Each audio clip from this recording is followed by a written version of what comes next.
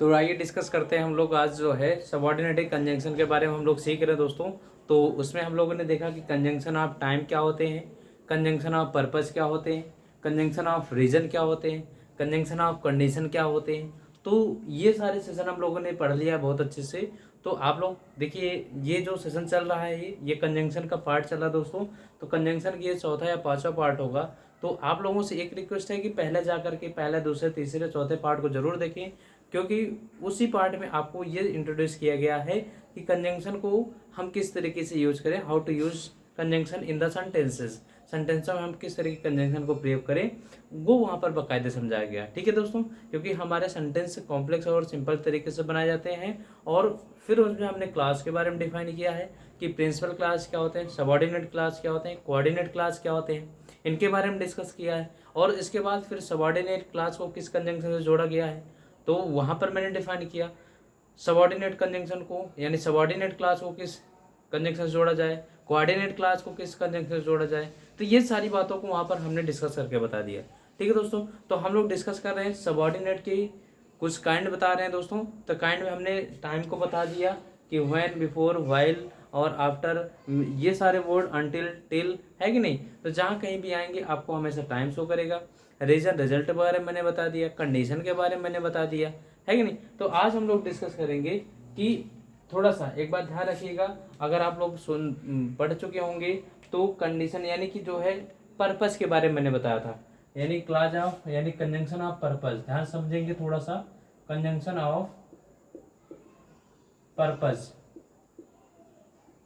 इसके बारे में थोड़ी सी मैंने कहानी बताई थी। इसमें आपको तीन तरीके के कंजंक्शन बताए थे। पहला बताया था सो दैट, सो दैट, है कि नहीं, बताया था कि नहीं भाई, ध्यान करिए। अगर आप लोग पीछे देखे होंगे तो आपको समझ में आ गया।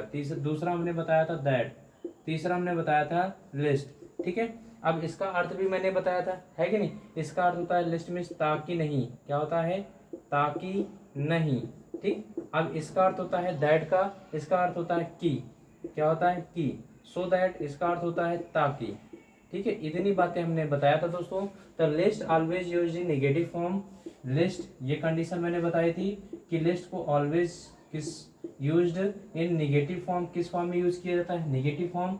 वी डोंट यूज, तो इसके साथ we don't use an other negative word with lest, lest के साथ हम किसी अन्य नेगेटिव वर्ड का प्रयोग नहीं करते। तो इनकी कंडीशन मैंने बताई। जैसे मैं कह दूं, आप थोड़ा सा इसकी कहानी थोड़ा सा समझ लीजिएगा दोस्तों, क्योंकि अभी हम चल रहे हैं रिजल्ट के बारे में डिस्कस करने। तो वहां पर रिजल्ट यानी कि कंजंक्शन ऑफ रिजल्ट की जब बात आएगी तो यहाँ पर अंतर समझ लीजिए, कंजंक्शन ऑफ रिजल्ट। अब रिजल्ट में आपको थोड़ा सा इन्हीं से मुलाकात होगी। इन्हीं से कहने का मतलब यहाँ पर आपको सो डॉट डॉट दैट से मुलाकात होगी और सच डॉट डॉट दैट। तो आपको यहाँ पर कंफ्यूजन होगा, क्योंकि यहाँ पर सो दैट है, यहाँ पर सो डॉट डॉट दैट है। तो ये आपको क्या है, रिजल्ट शो करेगा, और यहाँ क्या है, पर्पस शो करेगा। अंतर ये डिफाइन करना है दोस्तों, ठीक है ना। तो अब अंतर समझना कैसे, जैसे मैंने कहा कि वी ईट, एग्जाम्पल समझिएगा, we eat so that we live, हम खाते हैं ताकि हम क्या कर सके, हम जिंदा रहें, है कि नहीं, जिंदा रहें। तो यहाँ पर ये क्या है, मैंने कहा वी ईट, हम खाते हैं ताकि, है कि नहीं। अब ये खाने का पर्पस क्या है हमारा, खाने का पर्पस क्या है, खाने का पर्पस ये है कि हम क्या रह सकें, जिंदा रह सकें। बातें कुछ समझ में आ रही। तो ये क्या है, उद्देश्य है, टारगेट है कि नहीं, ये आपका पर्पस है कि नहीं भाई, जरा बताइए। हम खाते किस लिए, क्योंकि हम जिंदा रहें, है कि नहीं। जैसे हम कहते हैं we work hard so that we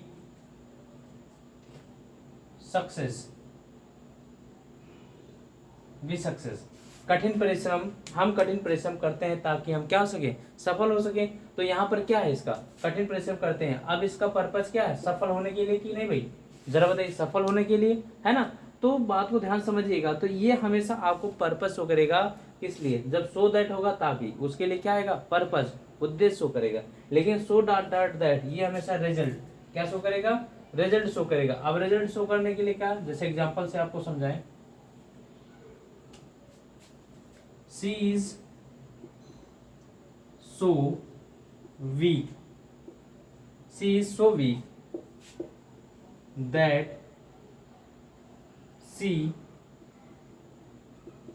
can't walk one step more, ठीक। सी इज सो वीक, वह बहुत ही ज्यादा कमजोर है, दैट कि वह एक भी स्टेप और नहीं चल सकती। तो क्या है भाई, वो बहुत ही ज्यादा कमजोर है। अब कमजोर, इसका रिजल्ट क्या हुआ कि वो जो है एक भी स्टेप और नहीं चल सकती। बातें समझ में आ रही भाई, बोलिए, बात समझ में आ रही ना। तो यहाँ पर ये क्या है, आपको रिजल्ट बताया कि नहीं, he is so weak, she is so weak, वह बहुत ही ज्यादा कमजोर है, दैट कि she can not walk one step more, यानी कि वह इतनी ज्यादा कमजोर है कि वह अब एक भी स्टेप नहीं चल सकती। ठीक है दोस्तों, बातें समझ में आ रही ना, कोई दिक्कत। यहाँ पर इसको इस तरीके से भी लिख सकते हैं, she is too weak to walk one step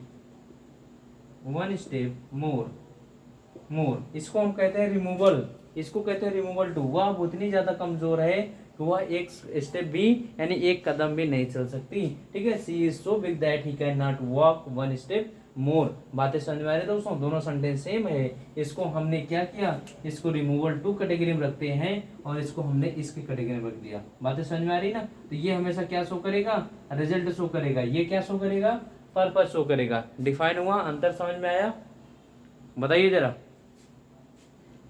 अभी भी कोई कंफ्यूजन है भाई? तो नहीं होना चाहिए, क्योंकि ये आपको बहुत अच्छे तरीके से बताया गया। ठीक है, ठीक है, चलिए एक एग्जांपल और देते हैं, एक एग्जांपल और देते हैं इसी का। सच का दे देता हूं भाई, इसके मीन्स भी होता है, आपको हमेशा रिजल्ट शो करेगा। जैसे एग्जांपल समझिएगा आप लोग, अरे इनको नोट करते चलिए भाई, नोट करते चलिए। देखिए, सी is such an intelligent, she is such an intelligent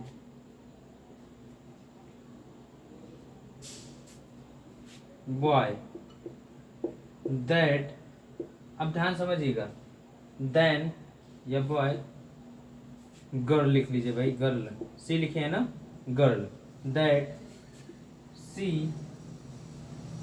can solve any problem,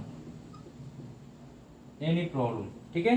अब यहाँ पर she is such an intelligent girl, वह बहुत ही क्या है, इंटेलिजेंट गर्ल है, कि वह किसी भी प्रॉब्लम को क्या कर सकती है, सॉल्व कर सकती है। यानी कि ये इंटेलिजेंट है, उसका उद्देश्य यानी उसका रिजल्ट क्या हुआ, वो जो है किसी भी प्रॉब्लम को सॉल्व कर सकती है। बातें समझ में आ रही। तो सच के साथ क्या आता है, दैट आता है। ठीक है ना, क्या आता है, दैट। और ध्यान समझिएगा, यही अंतर, देखिए बहुत ही सटीक जानकारी देने वाला हूँ। अगर कभी भी ध्यान रखिएगा, सच के साथ यहाँ चाहे रिमार्क करके लिख लीजिए, चाहे अगर वीडियो एक बार में न समझ में आए तो वीडियो को रिमाइंड करके पीछे बैक जा करके पढ़िएगा, जो मैं अब बताने चल रहा हूँ। यदि कभी भी सच डॉट डॉट दैट हो तो इसके बाद जो क्लास आएगा वो क्या होगा, क्लास अस्पष्ट होगा। क्या होगा, अस्पष्ट होगा, लेकिन अस्पष्ट होगा। ठीक है, लेकिन ध्यान रखिएगा, यदि सच के साथ क्या दे दिया गया, एज, तो यहाँ पर क्लास अस्पष्ट नहीं होगा, क्लास अस्पष्ट नहीं होगा। बातें समझ में आ रही है यहाँ पर? ठीक है, अरे भाई क्लास स्पष्ट करने का मतलब, अब यहाँ स्पष्ट करने क्या मतलब कि क्लास चाहिए, क्लास में हमको एक सब्जेक्ट चाहिए, एक वर्ब चाहिए और एक ऑब्जेक्ट चाहिए, ये होगा। लेकिन यहाँ पर ना तो सब्जेक्ट मिलेगा ना ही वो मिलेगा, वर्ब हो सकता मिले लेकिन सब्जेक्ट नहीं मिलेगा। बातें समझ में आ रही ना। इसका मतलब ये हुआ, क्लास स्पष्ट नहीं होगा और क्लास स्पष्ट होगा। बात समझ में आ रही। इसको आप स्टार मार्क करके लिखते चलिएगा भाई, ये सब एग्जाम में आपसे इसी तरह के क्वेश्चन पूछे जाते हैं। ठीक है, कोई दिक्कत यहाँ तक बताइए जरा। तो कंजंक्शन ऑफ पर्पस को हमने पहले समझा चुका हूँ, बशर्ते कि आज को इसी को समझाना था, सो दैट और सो डॉट डॉट दैट। ये आपको पर्पस शो करेगा, ये आपको रिजल्ट शो करेगा, ठीक है ना। कोई समस्या यहाँ तक? बोलिए, कोई समस्या? ठीक, चलिए आइए अब हम थोड़ा सा कंजंक्शन के बारे में आगे ले चलते हैं। देखिए हम लोग ऐसा नहीं है दोस्तों, अगर चाहता तो मैं आपको जो है जितने भी पार्ट पढ़ाए हैं कंजंक्शन का, तो इतने पार्ट नहीं पढ़ाता है ना, लेकिन नहीं, आपको कोई भी जो है, कोई भी एक भी शब्द, एक भी जो है रूल्स और जो नियम है वो छूटने ना पाए, हमारी ऐसी जो है उम्मीद रहती है, हमारी ऐसी कोशिश रहती है कि कहीं से भी आपको एक भी क्वेश्चन जाने ना पाए, ठीक है। एग्जामिनर यानी कि कहाँ से आपसे क्वेश्चन दे दे, किस टॉपिक से क्वेश्चन पूछ ले, तो मेरा टारगेट रहता है कि आपको मैक्सिमम जो है, जो आपके रूल्स और रेगुलेशन होते हैं उनको आप तक पहुंचाया जाए। बस आपसे एक ही रिक्वेस्ट होगी कि आप भी हमारे सेशन को लाइक शेयर करें और मैक्सिमम बच्चों तक पहुंचाने की कोशिश करें, ठीक है दोस्तों, जिससे कि हमारा भी जो टारगेट है वो पूरा हो जाए, और हम आपके टारगेट को पूरा करने में कोशिश में करते रहते हैं हमेशा दोस्तों। और आप लोग कमेंट बॉक्स में डालते रहिए, जो भी चीज़ों को, अगर वीडियो चाहे, आपको कोई भी चीज़ों की डिमांड हो तो आप लोग कमेंट बॉक्स में कर सकते हैं दोस्तों। बातें समझ में आ रही? आइए हम लोग चलते हैं, अब डिस्कस करते हैं कंजंक्शन ऑफ कंट्रास्ट। ध्यान रखिएगा, conjunction of contrast, conjunction of contrast. अब ये कंट्रास्ट क्या है भाई, जरा समझिए, कंजंक्शन ऑफ कंट्रास्ट। अब ये कंजंक्शन ऑफ कंट्रास्ट क्या होते हैं? कंट्रास्ट मिस होता है ये विपरीतार्थ। क्या होते हैं? विपरीतार्थ। विपरीतार्थ यानी कि ये हमेशा आपको कह देंगे अपोजिट अर्थ देने वाले हैं, है कि नहीं। कंट्रास्ट भावना होगा, और कंट्रास्ट जानते हैं कि किसी चीज का विरोधाभास होगा। जैसे मैं कह दूं, देखिए इसमें क्या आएगा, पहले वर्ड जान लीजिए, पहले वर्ड क्या आएगा? दोष, आल्दो, ठीक है, दो, आल्दो। ध्यान समझिएगा, अरे भाई दो आल्दो सब प्रयोग भी किया जाता है। अरे आप कैसे बोल रहे हैं, और दो आल्दो नहीं जानते आप लोग? यद्यपि ये सब कंट्रास्ट होते हैं, ठीक है। इवन इफ, हाउएवर, हाउएवर, अरे किसी भी प्रकार से, हाउएवर होता नहीं भाई, व्हाट एवर, व्हाट एवर, इसी को कह सकते हैं no matter what, no matter what. ये हमेशा क्या है? कंजंक्शन ऑफ कंट्रास्ट कह सकते हैं, कंजंक्शन ऑफ कंट्रास्ट कह सकते हैं, ठीक है ना। कंजंक्शन ऑफ कंट्रास्ट यानी कि ये हमेशा विपरीत का अर्थ देंगे, विरोधाभास का अर्थ देंगे। अब विरोधाभास का अर्थ कैसे देंगे, जरा समझिए भाई। सी इज ऑनेस्ट, ध्यान रखिएगा, जैसे मैं कहते भाई she is honest,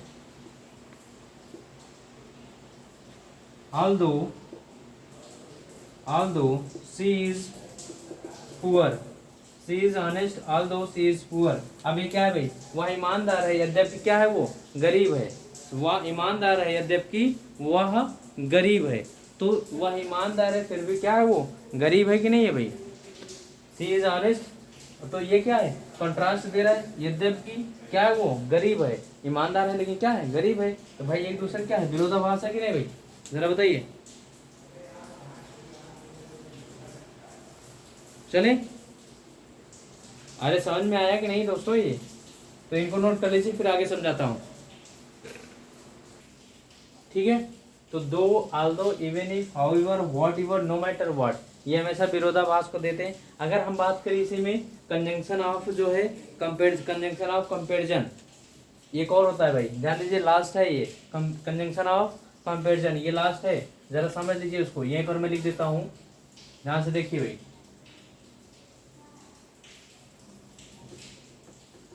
conjunction of comparison, conjunction of comparison, comparison. अब कंपैरिजन जानते हैं आप लोग, तुलना होगा, है कि नहीं। तुलना के लिए आपको क्या यूज करते हैं भाई? तुलना के लिए यूज करते हैं दैन की यूज करते हैं कि नहीं भाई? जरा बताइए, दैन का यूज करते हैं, एज का यूज करते हैं। तो ये कंजंक्शन ऑफ क्या है? कंपैरिजन। इसको कहते हैं कंपैरिजिंग कंजंक्शन, कंपेरिजिंग कंजंक्शन कहते हैं, जो कंपेयर कराते हैं। जैसे कि मैं कह दूं सी इज स्ट्रोंगर देन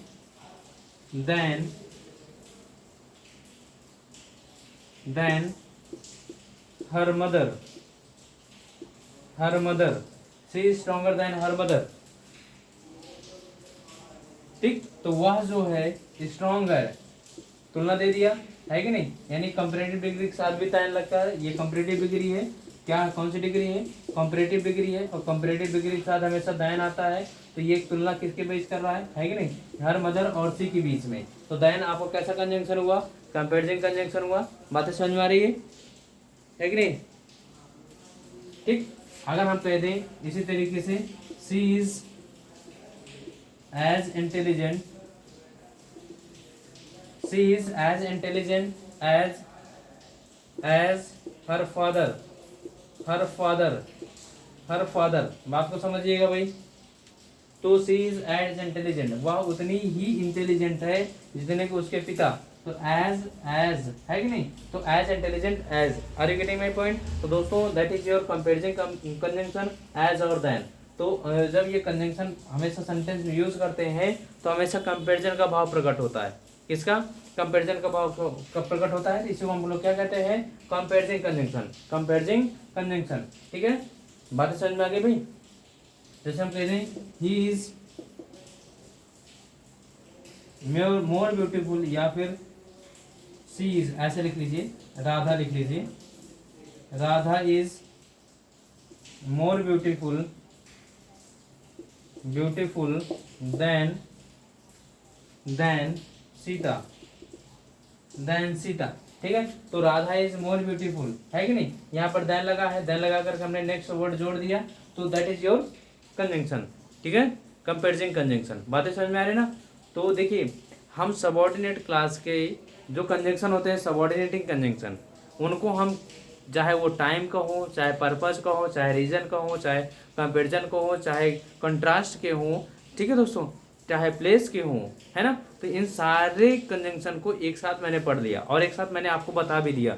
ठीक है दोस्तों, तो अगर आपको पहले वीडियो से, कंजंक्शन के पहले वीडियो से इन सब चीज़ों को देख लीजिए एक साथ, अगर इनको नोट डाउन कर लेंगे आप लोग, तो बिल्कुल आपके पास एक ऐसे नोट्स तैयार हो जाएगी कंजंक्शन की कि उसको जब एक साथ पढ़ेंगे तो बिल्कुल आपको एक एक छोटी छोटी बातें आपको जो है नॉलेज में, यानी कि आपके संज्ञान में आ जाएंगे। एक भी क्वेश्चन इससे बाहर जाने वाला नहीं है, गारंटी के साथ कहता हूँ दोस्तों। लेकिन बस आपको हमारे साथ लग करके मेहनत करनी है। ठीक है, ये लिख लिया। अब चलते हैं भाई, थोड़ा सा आगे ले चलते हैं कि कुछ कंपेरिजन ऑफ सम कंजंक्शन, यानी कुछ ऐसे कंजंक्शन होते हैं जिनके बीच कंपेरिजन कराया जाता है। जरा देखिए, अब इसकी शुरुआत नए तरीके से हो रही है भाई, कि कुछ आपके कंपेरिजन कंजंक्शन होते हैं, या जिसको कह सकते हैं इंपॉर्टेंट कंजंक्शन होते हैं। ध्यान समझिएगा, कंपेरिजन कराते हैं भाई, थोड़ा सा कंफ्यूजन होता है कभी कभी। बाकी तो आपके लिए तो जैसे कि कंजंक्शन के बारे में बताएं तो आप लोग पढ़े भी होंगे सारी चीज़ों में। जैसे हमने यूज किया था इधर आर नीदर नार, इधर आर नीदर नार, नीदर नार। ध्यान समझिए, इनको एक साथ पढ़ लीजिए, इधर आर नीदर नार, हार्डली स्कार्सली। हार्डली स्कार्सली के साथ क्या आता है, व्हेन या बिफोर। ध्यान दीजिएगा, ये पेयरिंग कंजंक्शन होते हैं। कैसा कंजंक्शन, पेयरिंग कंजंक्शन होते हैं। कभी भी इनके पेयर के साथ छेड़खानी नहीं करना है कि नहीं, ये हमेशा पेयर में आते हैं। हार्डली स्कार्सली के साथ क्या आया, व्हेन और बिफोर। आगे आया नॉट ओनली, नॉट ओनली के साथ बट आल्सो, दो आल्दो के साथ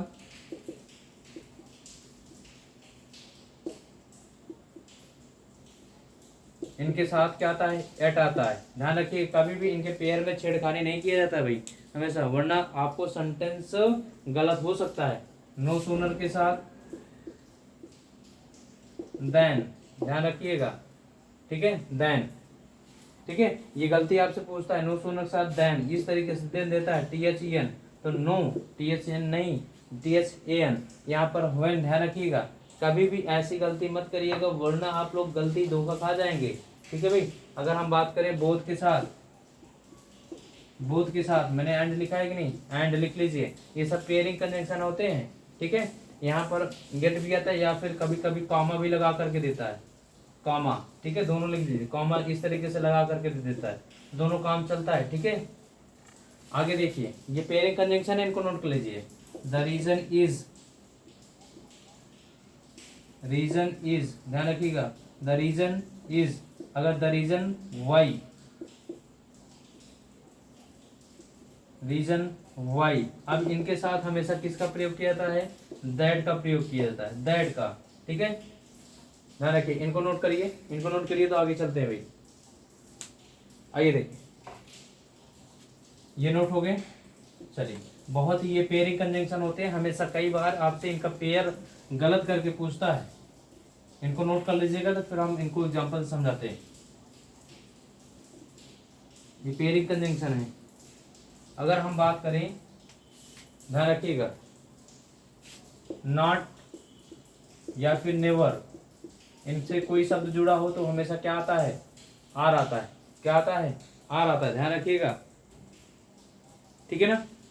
हम दूसरा बात करें, रादर, अदर के साथ हमेशा दैन आता है। क्या आता है, दैन आता है। रादर अदर के साथ क्या आता है, दैन आता है। ठीक है, जब कभी भी लिस्ट वर्ड लगाओ, LEST, लिस्ट के साथ हमेशा क्या आता है, शुड आता है। इसके आगे आने वाले सेंटेंस में हमेशा शुड आएगा, ध्यान रखिएगा। लिस्ट अगर वर्ड आया है, इसके आगे आने वाले सेंटेंस में हमेशा क्या आएगा, शुड आएगा, इतना ध्यान रखिएगा। ठीक है भाई, बातें समझ में आ गई। अब देखिए, सब चीज नोट करते चलिए, चीजें स्पष्ट होती चलेंगी।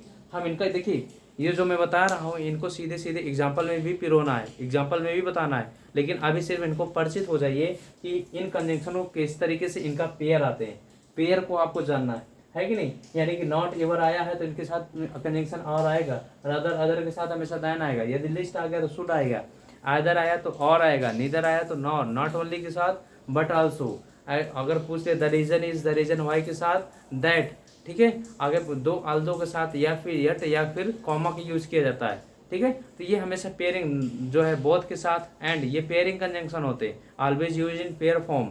ठीक है, चलिए अगर हम लोग डिस्कस करें, जरा देखिए, अभी हमने सो दैट के बारे में कहानी बताई थी, ध्यान रखिएगा। सो अगर इसके साथ दैट आया, क्या आया, दैट, ध्यान समझिएगा, सो के साथ दैट भी आता है, सो के साथ एज भी आता है। अगर दैट आया तो मैंने क्या कहा, दैट आया तो यहाँ पर जो क्लाज होगा ये अस्पष्ट होगा। क्या होगा, अस्पष्ट होगा, ध्यान रखिए, क्लाज अस्पष्ट होगा।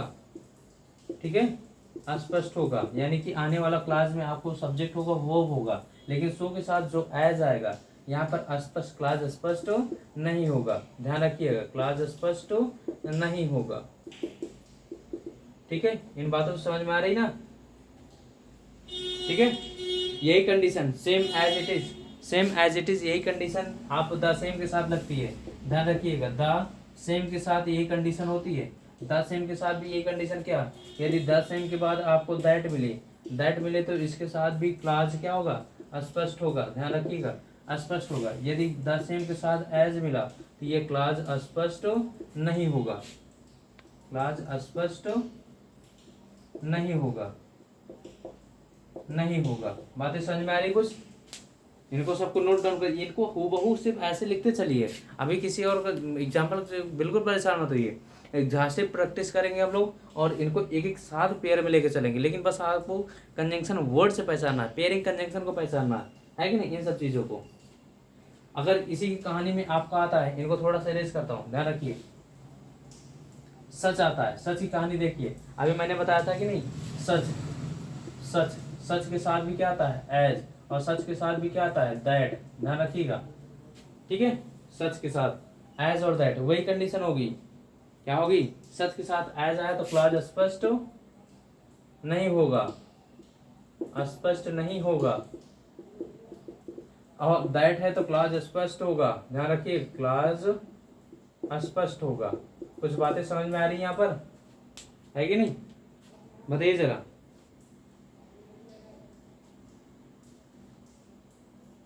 कोई दिक्कत यहाँ तक, कोई परेशानी? अरे भाई, इनसे आपसे हमेशा कंजंक्शन से क्वेश्चन पूछे जाते हैं, कोई यहाँ पर दो राय नहीं है भाई। ठीक है,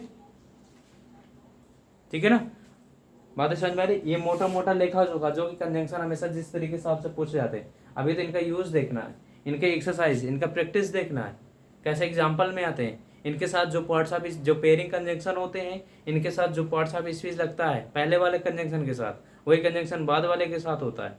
यानी कि जैसे कहते हैं भाई नॉट ओनली बट आल्सो के साथ जो क्लास जुड़ा हुआ है कि नहीं, तो बट आल्सो के बाद जो आपका पार्ट्स ऑफ स्पीच होगा वही parts of speech not only के साथ होना चाहिए।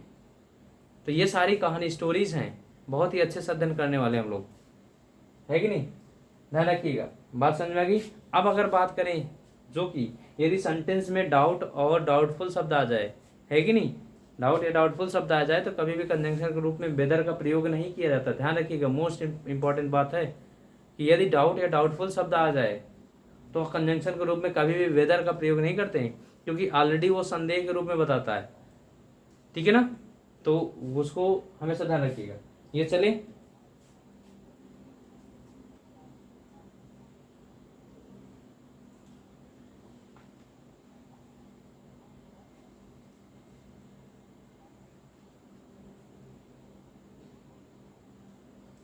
ठीक है। आइए अब हम लोग थोड़ी सी कहानी सीखते हैं भाई। ये कहानी अब थोड़ा डिफरेंट समझ लेते हैं तो फिर बताते हैं। जरा बताइए ये यहाँ तक स्पष्ट हुआ कि नहीं भाई, एक बार रिमाइंड कर लीजिए, एक बार रिवीजन कर लीजिए, तो हम लोग नेक्स्ट क्लास से जो कन्फ्यूजन ऑफ कंजंक्शन है, जैसे कि इफ और वेदर में अंतर क्या है, यानी कि आप लोग जानते होंगे, कई बार आप लोग देखा होगा इफ एंड वेदर, ठीक है, ये इसमें अंतर क्या होगा, इन सब चीज़ों का हम लोग एक निचोड़ यहाँ पर रखे हैं। और हर जैसे कि लिस्ट के साथ शूट क्यों आता है, नॉट ओनली के साथ बट ऑल्सो कैसे, तो इन सब चीज़ों का निचोड़ हम आपको देने वाले हैं। टिल और अनटिल में अंतर क्या है कि नहीं, तो सबका डिफरेंस हम लोग नेक्स्ट क्लास में देखेंगे। आइए एक बार रिवाइज करिए। देखिए रिवीजन मस्ट होता है दोस्तों, चाहे जितना पढ़िए लेकिन रिवीजन जरूर करिए। एक बार हमारे साथ रिवाइज कर लीजिए आप लोग मन में ही, देखिए कोई बोल नहीं रहा है कि नहीं, तो आप लोग मन में रिवाइज कर, जितनी बार रिवाइज करेंगे उतना ही याद होगा। देखिए नीदर नॉर, नीदर का पेयर नॉर, नॉट आइदर का पेयर, और नॉट ओनली का पेयर बट आल्सो, बोथ का pair, and the reason is the reason why का पेयर, दैट, ठीक है, दो आल्दो का पेयर, एट एंड कॉमा, है कि नहीं, दोनों हो सकता है। ठीक है, सच के साथ दैट आया तो क्लॉज स्पष्ट, सच के साथ एज आया तो क्लॉज स्पष्ट नहीं होगा, सो के साथ दैट आया तो क्लॉज स्पष्ट, सो के साथ एज आया तो क्लॉज स्पष्ट नहीं होगा। इसी तरीके से आपका जो है द सेम के साथ दैट आया तो क्लॉज स्पष्ट, द सेम के साथ एज आया तो क्लॉज स्पष्ट नहीं होगा। बातें समझ में आ रही। अगर हम कह दें जो है रादर और अदर दे दिया है तो देन, रादर या अदर दे दिया तो देन, हार्डली स्कार्सली के साथ व्हेन या बिफोर, पहली प्राथमिकता व्हेन को, व्हेन ना मिले तो बिफोर, ठीक है। तो आगे फिर नॉट और आइदर शब्द का, नीदर शब्द का, नॉट और नेवर शब्द का यूज किया गया तो उनका जो कंजंक्शन होगा और होगा। बातें समझ में आ रही कुछ। तो ये आप कुछ पेयरिंग कंजंक्शन होते हैं, तो इन पेयरिंग कंजंक्शन को हम कैसे यूज करना है, किस तरीके से यूज करना है, ये हम लोग नेक्स्ट सेशन में देखेंगे। ठीक है दोस्तों, तो सेशन कैसा लगा आप लोग कमेंट बॉक्स में जरूर बताइए। और हाँ, डेली शाम को 8:30 बजे हमारी क्लास लाइव होती है, आप लोग जरूर जुड़िए और क्लास का आनंद लीजिए। जो भी डाउट हो आप कमेंट बॉक्स में कर सकते हैं। और जो भी स्टूडेंट हमसे ऑफलाइन जुड़ना चाहते हैं वो 3 से 4 हमसे जुड़ सकते हैं ऑफलाइन क्लासेस में। और हमारा ये कॉन्टैक्ट नंबर है 8726704008, तो इस पर आप हमसे संपर्क कर सकते हैं। आपको यहाँ पर व्हाट्सएप मैसेज करेंगे, आपको यहाँ पर एड्रेस और चीज़ें सारी इन्फॉर्मेशन आपके मैसेज व्हाट्सएप पर पहुँच जाएगी। ठीक है भाई, तो ये कैसा से चल रहा आप लोग जरूर बताइए। मिलते हैं नेक्स्ट वीडियो में, तब तक के लिए thanks for watching, thank you.